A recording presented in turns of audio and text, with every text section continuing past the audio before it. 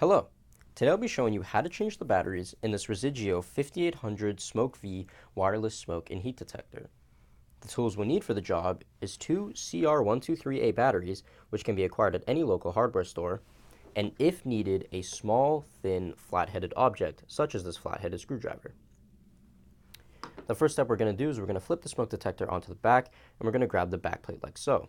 We're then going to rotate this back plate counterclockwise till we hear the click until it stops moving. We can then remove the back plate and locate our batteries.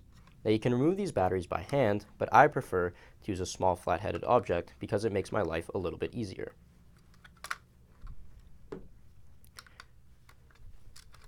Once we remove the batteries, we're then going to replace the new batteries with the positive on this end and the negative on this end. And that goes for both batteries. Once our batteries are secured in place, we're then going to locate this little notch on the side of the smoke detector. There should be a similar notch on the side of the back plate, which is right there.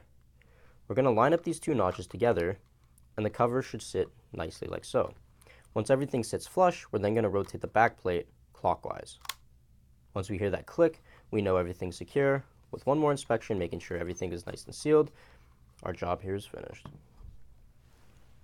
And that's it.